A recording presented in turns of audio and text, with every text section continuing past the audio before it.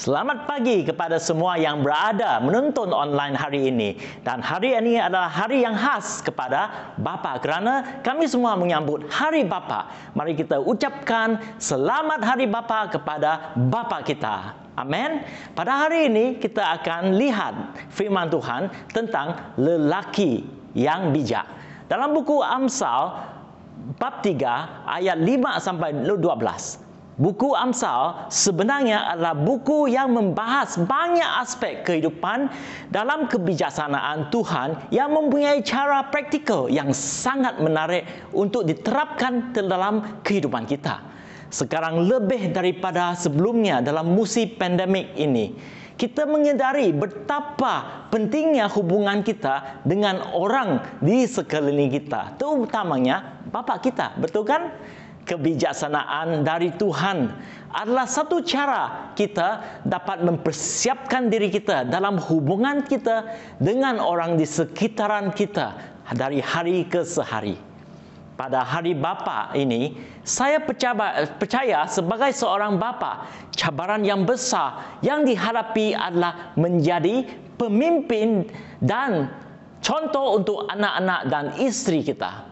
Saya pasti ini keinginan semua orang lelaki yang mempunyai keluarga. Bukan hanya untuk bapa tetapi juga untuk lelaki-lelaki yang masih bujang. Selama kalian seorang yang dewasa dan bertanggungjawab, anda juga dianggap sebagai seorang pemimpin dalam keluarga anda dan seorang bapa rohani. Amin. Berita baiknya adalah bahawa firman Tuhan dapat mengajar kita bagaimana menjadi lelaki yang saleh dan bijak.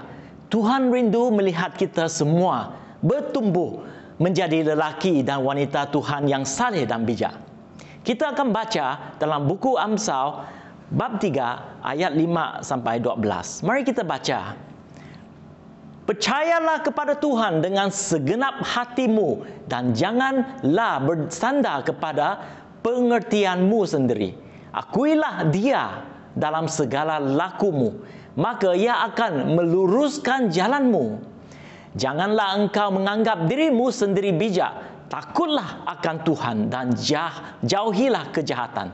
Itulah yang akan menyembuhkan tubuhmu dan menyegarkan tulang-tulangmu. Muliakanlah Tuhan dengan hartamu dan dengan hasil pertama dari segala penghasilanmu. Maka lumbung-lumbungmu akan diisi penuh sampai melimpah-limpah dan bejana memerahmu akan meluap dengan air buah anggurnya. Hai anakku, janganlah engkau menolak didikan Tuhan dan janganlah engkau bosan dan memperingatkannya. Kerana Tuhan memberi ajaran kepada yang dikasihinya, seperti seorang ayah kepada anak yang disayangi. Mari kita berdoa. Tuhan, pada hari ini bukalah hati kami supaya firman-Mu menyerap ke dalam hidup kami. Kami ingin kebenaran Engkau dalam hidup kami dan kiranya Engkau memberikan hikmat kepada kami untuk mempersiapkan diri kami dalam hubungan dengan orang di sekitaran kami dari hari ke hari. Dalam nama Yesus kami berdoa. Amin. Lelaki yang bijak merupakan seorang yang selalu percaya kepada Tuhan. Ya, ini dalam ayat 5 sampai 6. Inilah satu poin di mana Tuhan mengatakan kepercayaan kepada Tuhan adalah dengan segenap hatimu dan janganlah bersandar kepada pengertianmu sendiri. Sebagai seorang lelaki, kita selalu mempunyai keyakinan bahawa kita dapat menemukan penyelesaian dalam segala masalah yang kita hadapi. Betul kan? Ini adalah watak kebanyakan lelaki. Saya sendiri juga mempunyai tabiat sebegini. Dan selalu apabila isteri aku menanyakan sesuatu, para lelaki akan dengan sedaya upaya mencari jawapan supaya pertanyaan isteri akan dijawab. Walaupun kadang-kadang jawapan kita itu tidak tepat. Betul kan? Contohnya kalau kita memandu dengan isteri di kereta dan apabila kita sesat dan isteri bertanya kepada kamu, tahu jalan? para lelaki akan menjawab, tentu tahu, walaupun kita sesat. Betul kan? Dan istri selalu akan merasa kesal. Manakala para wanita kadang-kadang menyatakan sesuatu hanya untuk mencurahkan perasaan dan berkongsi masalah, para lelaki akan cuba menjawab, tetapi apa yang wanita inginkan hanya untuk didengarkan. Oleh sebab keyakinan dan egoisme para lelaki, kita lebih ingin mencari pengertian kita sendiri daripada meminta pertolongan dari Tuhan. Amsal mengingatkan kita bahawa Tuhan ada dan Dia ingin kita bersandar kepada Dia terlebih dahulu. Oleh itu, Amsal mengingatkan kita untuk percaya kepada Tuhan dengan segenap hati terlebih dahulu. Sebenarnya adalah senang untuk kita katakan saya percaya kepada Tuhan apabila kita berasa terhibur dan dalam keadaan senang. Tetapi kepercayaan kita akan diuji apabila kita berhadapi masalah yang tidak disangka. Percayalah bahawa dalam situasi tersebut, iman kita akan dikuatkan apabila kita rela bersandar sepenuhnya kepada Tuhan. Ini juga bermaksud mempercayai Tuhan walaupun kita tidak benar-benar memahami apa yang sedang berlaku atau bagaimana menyelesaikan masalah sukar dalam hidup kita. Mudah untuk mempercayai Tuhan dalam terang, tetapi pada saat kita mempercayai Dia dalam kegelapan, itulah iman. Ya, ini dikatakan oleh seorang penginjil yang bernama Charles Spurgeon. Pada masa mencabar akan ada persoalan dalam diri kita. Adakah Yesus Kristus benar-benar juru selamat kita? Adakah Yesus Kristus benar-benar akan membantu kita terlepas dari masalah tersebut? Dapatkah saya tetap percaya kepada Yesus Kristus juru selamat walaupun saya masih berada dalam pergumulan? Apabila persoalan ini dijawab dengan keyakinan yes dan amen, kita akan merasa aman kerana Yesus Kristus bersama dengan kita. Oleh itu, saya ingin kita selalu mempererat-eratkan hubungan kita dengan Yesus. Satu daripada caranya ialah melalui doa. Dalam buku Filipi bab 4 ayat 6-7 mengatakan, janganlah hendaknya kamu khawatir tentang apapun juga, tetapi nyatakanlah dalam segala hal keinginanmu kepada Allah dalam doa dan permohonan dengan ucapan syukur. Damai sejahtera Allah yang melampaui segala akal akan memelihara hati dan pikiranmu dalam Yesus Kristus. Amin. Apabila kita berdoa seperti yang dinyatakan dalam Filipi, nyatakanlah dalam segala hal keinginanmu kepada Allah dalam doa, kita memupuk sikap berdoa dalam semua keadaan, semua perkara dan semua situasi. Ini adalah cara kita mengutamakan Tuhan dalam hidup kita. Inilah adalah cara kita bersandar kepada Tuhan. Ini adalah cara kita mengasihi Tuhan. Tuhan berjanji kepada kita bahawa Dia akan menyelesaikan segalanya untuk kebaikan orang-orang yang mengasihinya. Ya, ini dicatatkan dalam buku Roman bab 8 ayat 28. Adakah hari ini kita akan menjadikan doa sebahagian hidup kita? Kalau kita sudi, marilah mulai dengan komitmen untuk memberi syukur pada Tuhan dalam apa-apa keadaan yang kita alami saat ini. Nah, mungkin kita pada hari ini boleh memberi syukur kepada Bapa kita. Amin. Poin yang kedua dalam Amsal hari ini adalah lelaki yang bijak menghormati Tuhan yang dengan semua yang kita miliki. Dalam ayat 9-10,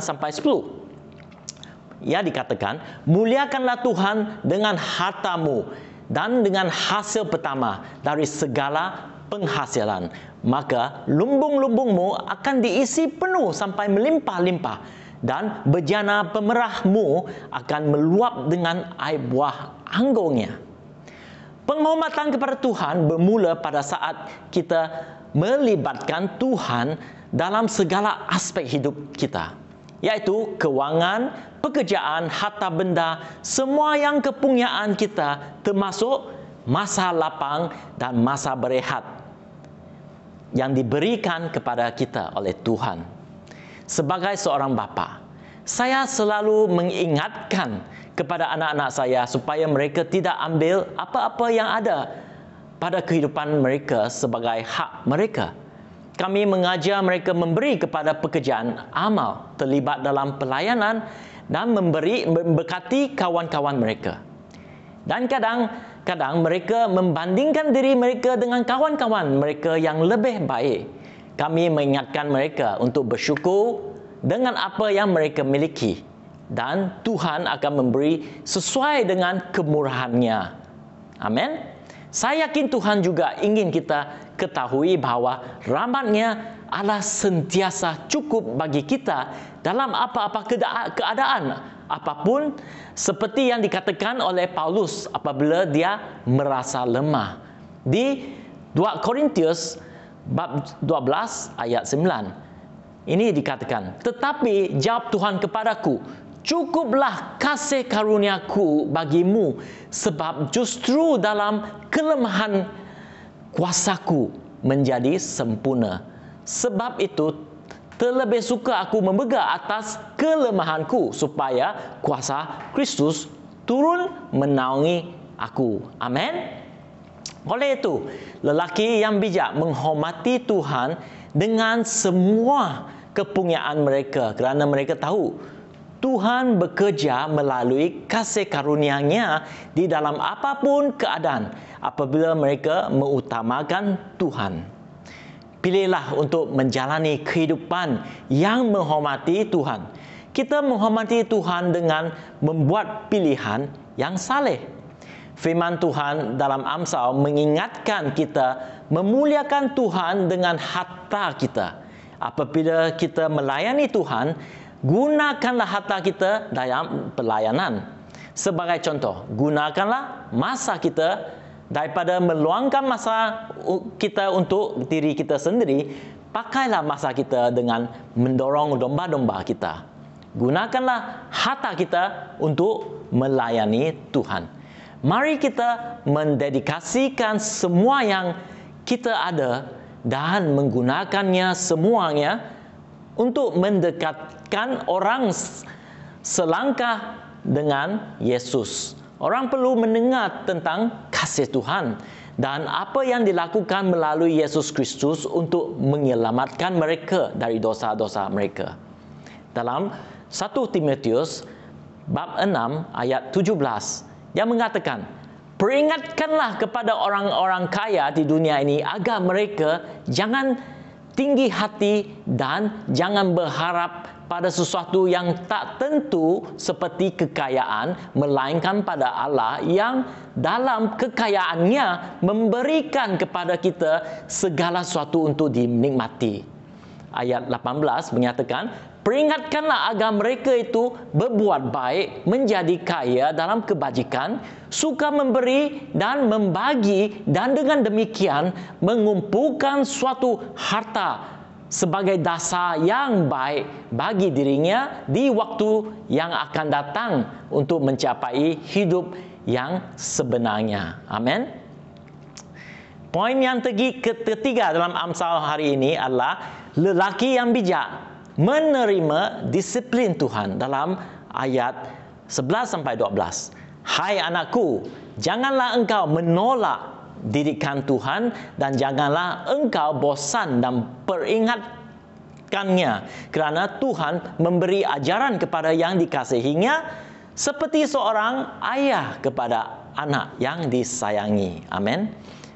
Ramai orang menganggap disiplin sebagai kata negatif, perkataan buruk. Tetapi jika anda bertanya kepada atlet Disiplin adalah perkataan yang positif. Mereka memahami pentingnya disiplin semasa latihan. Disiplin mempersiapkan atlet untuk memenangi perlumbaan. Fikirkan Tuhan sebagai jurulatih kita. Dan Dia mahu kita memenangi perlumbaan hidup. Amin. Lebih dari itu, sedar bahawa Tuhan adalah Bapa Syurga. Dan Dia membimbingkan kita sebagai anak kerana Dia mengasihi kita. Bayangkanlah kalau Tuhan tidak mendisiplinkan kita apabila kita berdosa. Apa yang sebenarnya berlaku? Kalau Tuhan tidak lagi mendisiplinkan kita, inilah kerana kita bukan lagi anaknya. Seperti yang dicatat dalam buku Ibrani bab 12 ayat 8. Dikatakan, tetapi kalau kamu bebas dari ganjaran yang harus diderita setiap orang, maka kamu bukanlah anak, tetapi anak-anak gampang. Bagaimana Tuhan menegur kita? Apabila anda membaca firman Tuhan, bukalah hati anda dan biarkanlah Roh Kudus menunjukkan masalah-masalah tertentu dalam hidup anda. Dan kita perlu rendah hati dan tidak perlu malu atau merasa dihakimi oleh Tuhan. Kerana Tuhan tidak pernah ingin menghakimi kita. Dia mahu kita berubah untuk kebaikan kita. Kita bertaubat dan menyesuaikan diri dengan nilai-nilai Tuhan dan pandangan Tuhan dan cara-cara Tuhan. Ya. Di 2 Timotius bab 3 ayat 16 mengatakan, segala tulisan yang diilhamkan Allah memang bermanfaat untuk mengajar, untuk menyatakan kesalahan, untuk memperbaiki kelakuan dan untuk mendidik orang dalam kebenaran.